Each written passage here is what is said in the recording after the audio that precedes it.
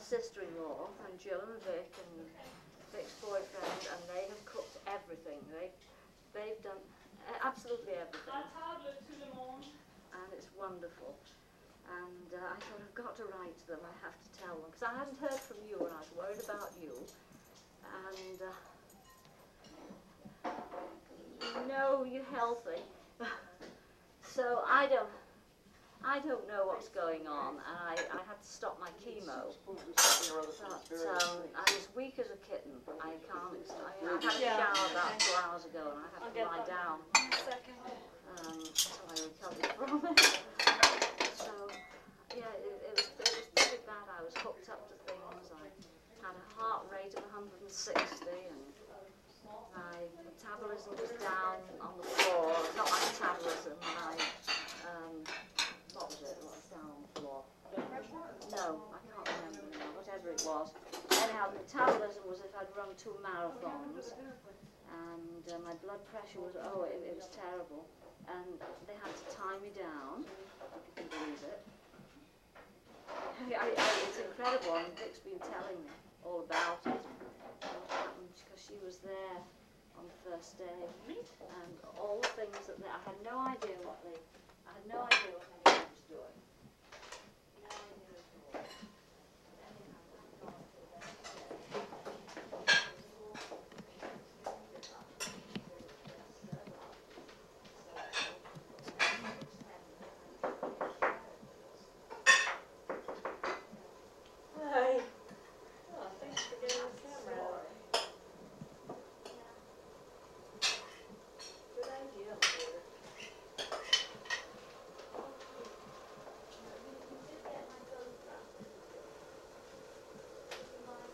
Stop! I'm getting embarrassed. I'm someone else.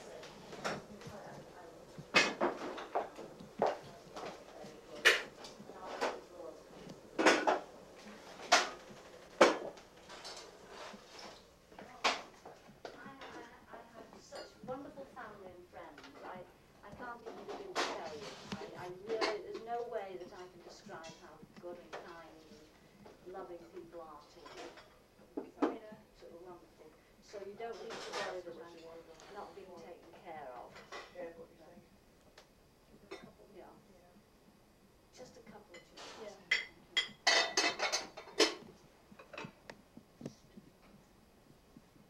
Yes. But thank you so much for just have a quick word with Jill. Just hang on a second. Just say hello very quickly. Hello. It's Jill. How are you? I like dark. Okay. Yeah, a little bit. A little bit, but we'll be all right. Oh yes, please. Yes, yes. So we're okay. I tell her I love her. Okay, thank you. Mommy says she loves you. Okay. Bye bye. Well, I'm going to hand the phone to me as somebody I've never even seen in my life. Yes, you have. Of course. She's in his house. When? When you were a little girl. Before you could remember. I'm like, Are you going to get over the corner? you're going to try some gravy.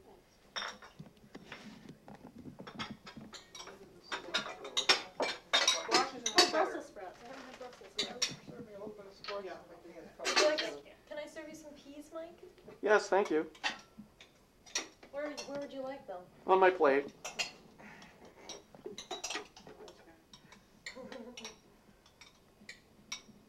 Got a hole in the center there where this will go? Okay. There you go. I didn't know where you were, Vic. I wanted you to just say hello. Say hello? I said it's Thanksgiving. She said I knew it was. That's why we called you.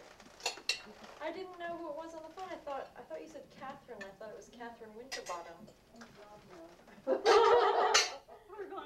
I'm going, hello? And she's like, hello? And I'm going, hello? And she's like, hello? The longest time finally she said, it's Kathleen. So I said, here. Mommy. That's the way international calls go. Hello? Hello? Hello? Back and forth a little bit because of the delay. The satellite or whatever. Do we need the light on, or are we okay? No, with it's this? fine. Nice candlelight. You've got candlelight. Perfect. Very good. race before we get too far here. That's right. Can I come over? Sure.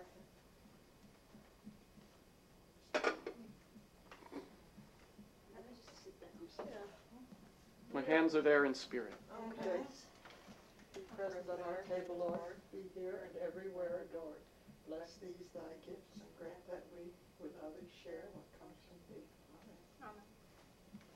Thanksgiving. Happy Thanksgiving. Thank you. Cheers.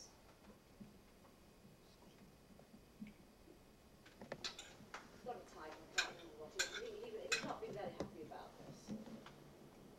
But Well, how old is Viscount Lindley? he's 34, 34. And he was a little uneasy because they've known each other, they've been going out for a year or two. This is not something that just happened. So she was in her teens. Yeah, that would give father's point. Yes. He's got a sister too, Sarah, Yes, right? There were two of them, Sarah. I David think and she. Sarah. A victory against the environment, but then you didn't turn out to be sensible, hard-working people. Yeah. So Princess Alexandra, who I always thought was rather a nice person, I remember her getting married to this man Ogilvy, and we were in France at the time. And I always remember as she walked down the aisle, I was at base watching it on television, and he turned around, he and his best man, and he turned around and he said, "Isn't she beautiful?" And you could see it, you couldn't hear it, but you could. He said, "She's so beautiful." And I thought, oh, what a I thought, what a nice man. Well, he sounded so nice.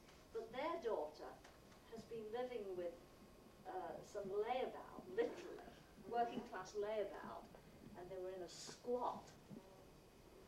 You know what a squat is? Okay. And anyhow, she cut her off without any money. If this is what you're going to do, then you're not going to have anything. They were really firm about that. You should share them in your pictures from England and your pictures from going to the beach with Sandy. Yeah, I will. Not this minute. Can I have a little bit more stuffing? No, you can't have any more stuff. I'm sorry, you had enough. A little more stuffing and a little cranberry sauce. I've eaten everything. Good. Have some more meat? No, I don't want any more meat, thanks. I think I had enough meat. You want me to try it? Hello. Potato? Oh, sorry. Perhaps a little bit. Here's the cranberry. No, this has gone cold. No, whoa, whoa, whoa, whoa, whoa. You want some gravy on it? Yes, please. And how much cranberry? About like that? Yeah, put it. Just put it there. The cranberry's nice. It's nice and sharp. I like it. Yeah. I'm so glad you both came down. Oh, so am I. Get together anyway. We didn't have anything to do. We were going to go out to Whately Inn or something. See when you could come up and join us. Or... She wasn't coming. Yeah, well, we've got an ambition to catch a crime in progress. Yes, right. Why don't we turn the video camera off for a little while? Okay. They have the volunteers who come around, and the ones who come, some bring books and so forth, and these ladies that come, not one is under 80, by the way. I mean, they make the beds and they do things, they're amazing. But anyhow, this gentleman came in one day, and he said, "Mrs. Grafflin," and I said, "Yes." He said, "I knew Douglas Grafflin." And I said, "Really?" And his name is Dr. Knopf, and he was a dentist in town here. Knopf. Knopf, like K-N-O-P-F. K-N-O-P-F, like the publisher. I don't remember. He was a dentist, and he remembers how kind Doug's father was to him when he came. I mean, he knows you well. He Well, knows. maybe it was in White Plains. No, it was here, downtown on King Street. He came from New York City, and oh yes, he knew him very well. And All these people that remember that I haven't any recollection Yeah. of that. Who was I the don't lady remember I the people I saw? went to school with, alas. I don't even remember the people I went to school with, never mind some guy who was a dentist downtown. There was some lady who,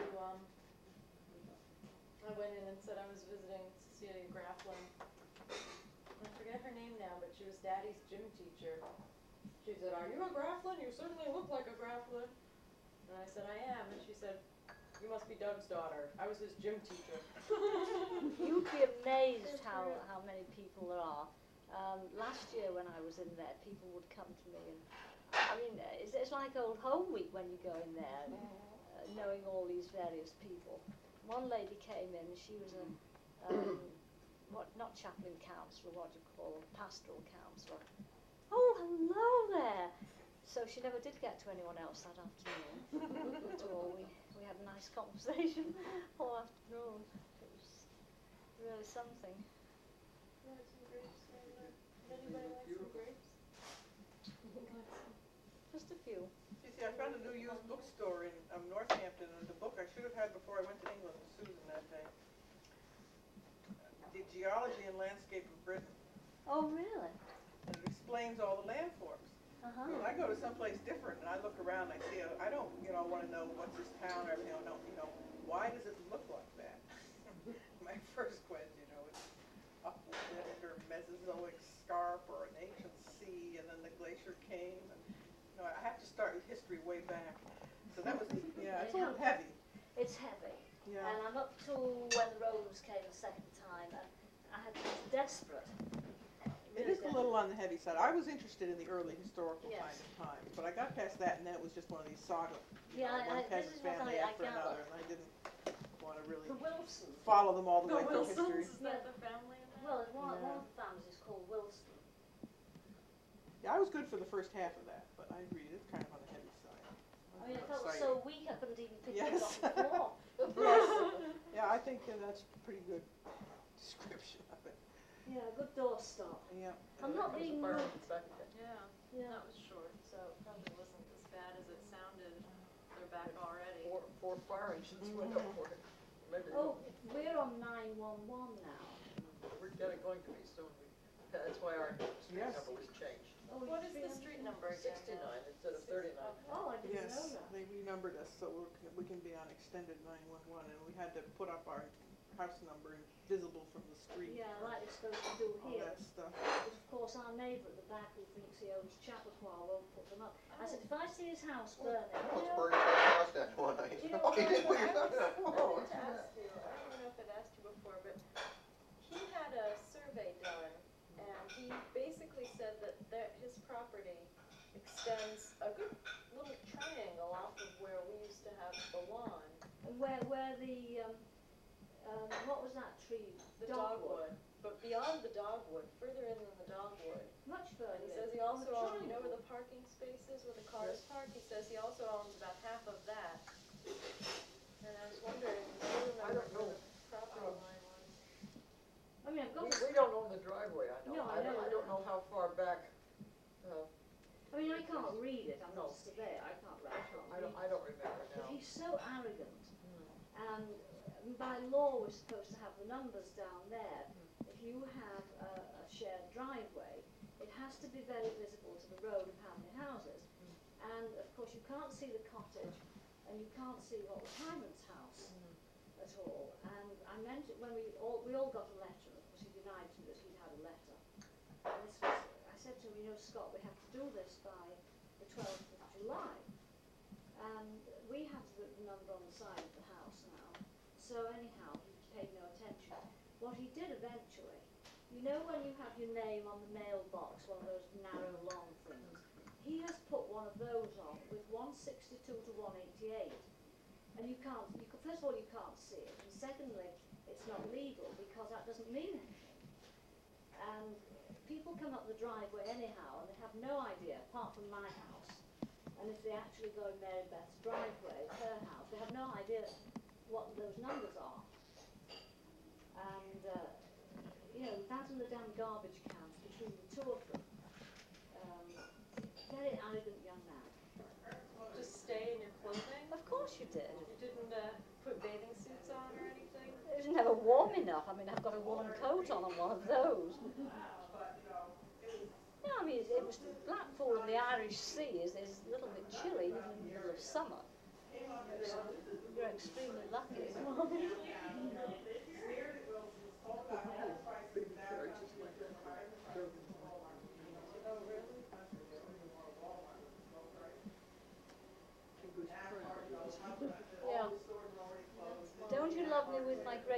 pacifier sticking out of my mouth. Yes, there we go. One picture of you sitting in the surf, Mom, with the bonnet and some shoes on. Yeah, and my waders, my rubber waders. Those are rubber pants. So it looks like you were with your mother here. You must have been about 3 or something, right? I don't think I might have been. Maybe in the year she died. She doesn't look pregnant though. Then it was the year before she died. So.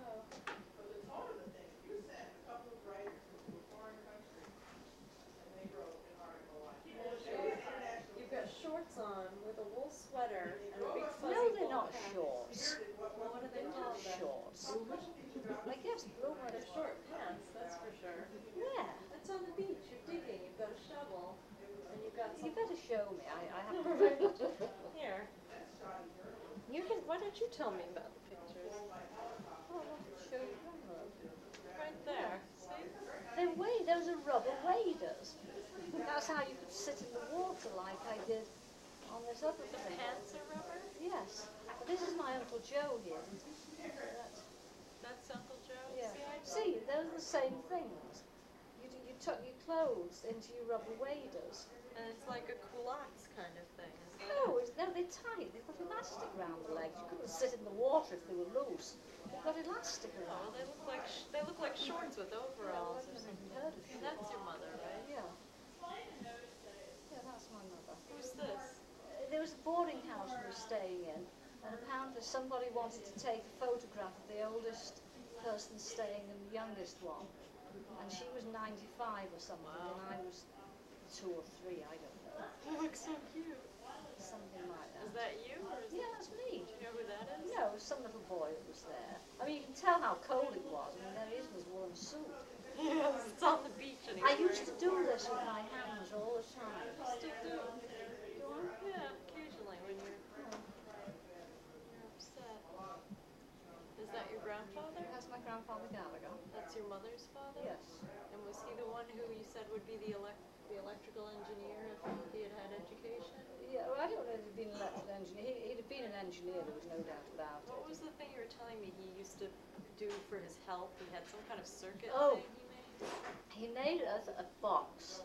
I mean, this is before, and he had obviously must have had high blood pressure, but people didn't bother about high blood pressure then.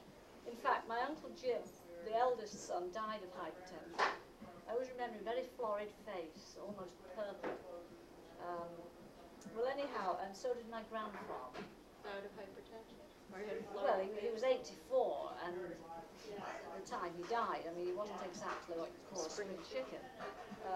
But anyhow, but he did have high blood pressure. I think that was something, I don't know, he'd faint, I mean, a couple of times he'd passed out in the house and so forth. But anyhow, he had this theory, and he made this box with wires and batteries, and he had 2 things you held on to, like this. Like electrodes? Yeah, or some something? kind of electrodes, and he would sit at the table very seriously doing this, and then he used to drink powdered sulphur in milk. So I figured Sounds that horrible. Most of the people in the springtime, in order to Clear. thin your blood out or thicken it up or something, you give you sulfur and molasses. That was Yeah, a it's springtime remedy for yeah, to Oh, clear. get over the winter. Yes. Really? Yeah. So somebody had the idea that sulfur was something that was... This was a very old remedy, Yes, obviously. years and years ago, sulfur and molasses. Yes. Well, we didn't have molasses, but we would have it. So because my grandfather had it, I figured that it must be good, and I would drink this stuff by the glass. I can't imagine why, but I did. Did somebody feed you cabbage water as Oh well? yes, my Uncle George used to feed me cabbage water. That was another thing I used to drink by the glass. It was good for you. Yeah, it was good for Your me. Uncle George was your father's... His youngest brother. That's dead. This is Uncle George. Oh, okay. Oh, looks like the mafia. Well, he was the one who always had some kind of racket going anyway. Yeah, wasn't pretty he? well had. He was the one who talked my father out of leaving his job with Manchester City Council, which was a job with a good pension if he'd have stayed there. I mean, he had a good pension when he retired. He loved being outdoors, liked doing all of that. And Uncle George obviously persuaded him to go into business with him, because he was in this fancy confectionery business, where he was a salesman in more ways than one. And he would go around he was the only person we knew with a car, and he would have all these samples. I mean, he'd have this big box like this, and he'd have rows and shelves of marzipan, great big thick blocks of marzipan. So of course you go to the confectioners and they pick out what they want, and wedding cake decorations and so forth. It was wonderful. Oh, I used to have the best time playing with these things. But anyhow, I was probably I was 6 then, not quite 7, and I know nothing about what went on. All I know is that first thing I knew was my daddy wasn't working for the Parks Department, and I was taken to an outfitter's to get a school uniform. That's all I knew.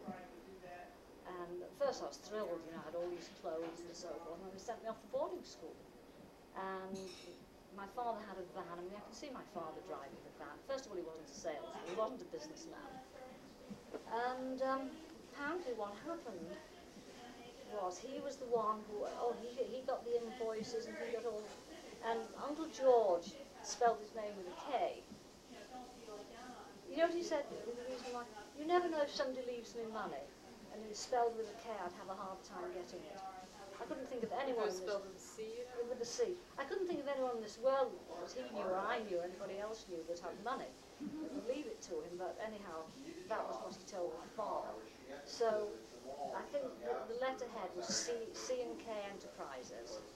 And of course I'd play with the old invoices and so forth. And the next thing was I was pulled out of boarding school because the bills weren't being paid. And my Aunt Kate, who years later I talked to her, and she said that my father went to meet him in Manchester, in the city, and she said all the money had gone. And there was another partner in this that my father didn't know about, who was a real crafty person. I never did like men with wavy hair. You know, natural wavy hair that goes like sort of, I never did. I never trusted them even from a child. Well, this Mr. Leonard had wavy hair, and I didn't like him. And he and my Uncle George basically did my father out of everything he had, literally. And my Aunt Kate said he didn't even have the bus fare home. He had to walk back from the city. He had nothing. And whether they went into bankruptcy, I don't know. I don't know what they did. But my father had absolutely nothing at all, and had to go and take a labourer's job. What was the job he took then? He went to work for Ferry Aviation, and of course it was just before the war. And so that's what he had to do.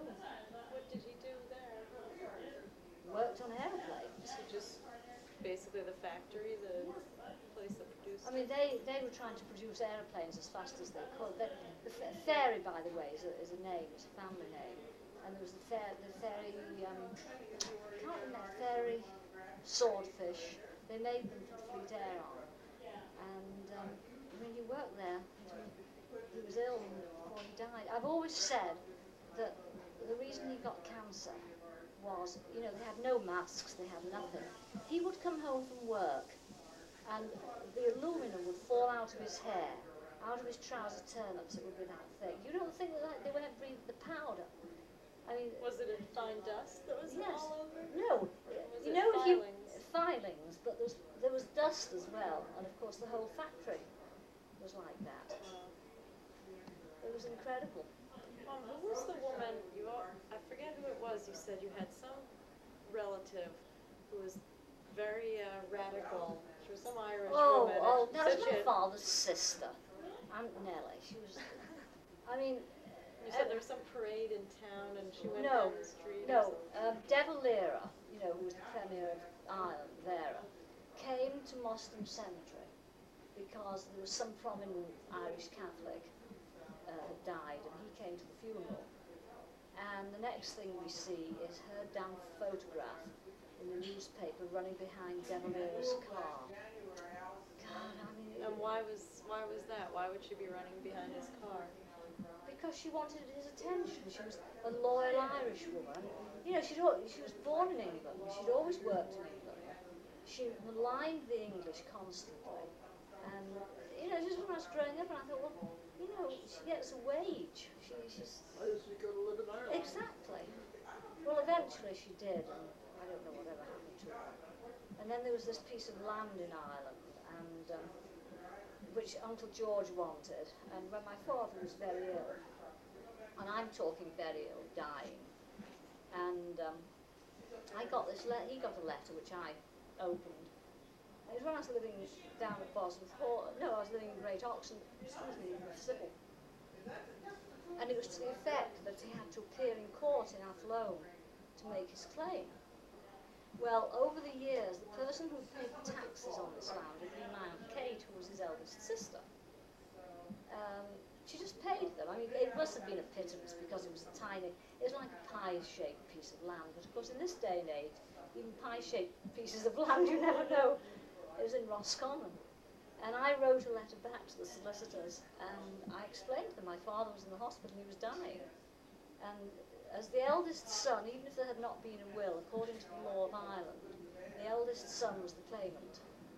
I mean, undisputed, absolutely. And he was the eldest son, and therefore Uncle George could not claim this. And they never wrote back to me. It just, and I think we've got the clippings somewhere of the court case. I don't know where it is, but you know, weird things happen. He had a very hard life. He had a dreadfully hard life. Oh, terrible. I mean, first of all, he had me to contend with from the age of 3. You know, widower, he was over 40, having to look after a little girl all on his own. Weren't you saying that nobody from the church really? Oh, heavens, the Catholic Church, are you kidding? And wasn't it the Protestant minister who came? Yeah, who lived on the same street as we did, Mr. Bullock, who looked like Little Bullock. And he always had a cassock on that was so stained with food and so stiff it would have stood up on its own. And I always remember being out with my father one time, and Mr. Bullock stopped us and he asked him, Mr. Kavanagh, how are you? How are you doing? Is there anything our ladies in the church can do for you? And of course, my father being a good Catholic, I mean, he wasn't prejudiced or anything, he liked Mr. Bullock, and they used to talk about local things, but, you know, it didn't occur to him that somebody would help him at all. No, of course nobody from the church came. The priest would come, and he dusted off the best chair, and he got the best cup and saucer out, and he'd sit and, you know, the usual platitudes, and then it was the hand held out for money. Really? Even from people like you? Oh, the poorest people. Well, what was it you were telling me once about something that really horrified you with the church when they were coming around asking for money, and it was one of the reasons you decided not to continue going? No, that was nothing to do with money. That was when I was working for British European Airways, and But there was also some scandal you heard about. oh, there was a scandal. The old priest, God, he married my parents, Father Foster, married my parents, baptized me. I mean, you know, the usual parish priest. And when he had a stroke. I mean, he was quite elderly, ready for retirement, but he had this stroke. And they brought in a new priest. They brought in to audit the books and things. There was no money. There was none. The books were empty. And, of course, the whole parish was in shock. Because these were poor people. I mean, these were people who were hard-working, they had very little money, and always, you know, Christmas and Easter and so forth, always silver on the plate. It wasn't like it is here. I mean, when I came here, I've seen people put dollar bills and $5 bills. I thought it wasn't like that at home. I mean, if you know, you put on your little gift. And it was a terrible, terrible scandal. And of course he couldn't speak, which was very convenient for him in a way. And it was very sad, and they actually sold off vestments from the church. They were all on, you know, tailor's dummies in front of the church one day. There was nothing. And we had 3 collections. Every Sunday there were 3 collections. What did they do with it? Nobody ever found out. And they couldn't ask him. So what was the thing where you were working at BEA then? Oh, that was another thing that happened. Of course, you had to go to confession on Saturday, naturally church on Sunday. And I'd always gone. I mean, by this time I got a bit fed up with it. What am I going to confess? I'm always working. I mean, I don't do anything, for God's sake. I don't drink, I don't go out. I just stay around the house, clean the house and look after my father. So we had had bad weather on the Saturday, and I was there until 1 o'clock in the morning. And of course, you didn't have a car. Nobody. You had to come home on the all-night bus. And you went where the all-night bus went. No. You didn't. The bus didn't take you where you wanted to. Are you listening, Vic? Yeah. So anyhow, I got home and I was on. The shift I was on Sunday was at 12:30. So I knew I had to get some sleep. So my father said I went in the house, whatever time, 3 o'clock in the morning or something. And I said, Daddy, will you make sure I get up to go? Hey, stop it. Stop it. Move this dog. So anyhow, I went to church. Not to church, I went to work, and that was it. So the following Saturday, my father was going to confession. And I said, all right, I'll go. And I went off to confession, and I didn't know which priest it was. And I said I'd missed Mass the Sunday before. Because I always went to Mass. I was bored. And this priest wanted to know why I'd missed Mass. And I explained, just as I've explained to you. And he said, that's no excuse. If it was so late in the morning, he said, you should have just stayed up and gone to the first Mass. There was always a Mass somewhere at 5 o'clock in the morning. So I tried to explain to him that I had to work from 12:30 to 8:30 that night. And then on the Monday morning, I was on at 7 o'clock, and I said, I don't have a choice, I have to work. So he ranted at me. We never got as far as confession, because I said, that's it. And I slammed out of the confession. I mean, they must have heard me in the next parish practically. You know, all these good ladies who do the altar things and so forth. So anyhow, the next Saturday, I cried all the way home, because I was sure I was going to go to hell, because I'd insulted the priest. So the next Saturday, I knew that our priest would be back. And I went to him, and I said, can I talk to you? I went to confession. And I told him about this. And first of all, well, you know, I said, look, I don't want to hear it. I'm never setting foot in the church again. I will never go to confession again. Because I don't think that's the way God wants people to operate. I said, that's the way the church has made it, and I'm not coming back. And this was at the top of my voice, and the ladies are doing the altar, you know, like this, you can see them turning round. And I never went back, and I went to confession again. But this priest came back a few weeks later. He was a horrid little man. Oh, he was nasty. And I wasn't at the particular Mass, but he would come to the front. He wouldn't go in the pulpit. He'd come down in front of the altar, and this is when the altar, you know, you faced away, and he would rant and, oh, he would, I mean, people were evil, and nobody could do anything right. Well, guess what? He had a heart attack in the middle of his ranting, and somebody told me, we came to Mass, and people were talking and whispering, and I said, what happened? Well, Father Such-a-Body had a heart attack. I said, good, he deserved it. And that was it, and I went home. And that was the end of it, and that's as much as I'm saying, because Grandmother's tired. Yeah, I know, we're all getting tired. Yeah. Bye. Bye. Cut it out. No, I don't want to take more. Right. No?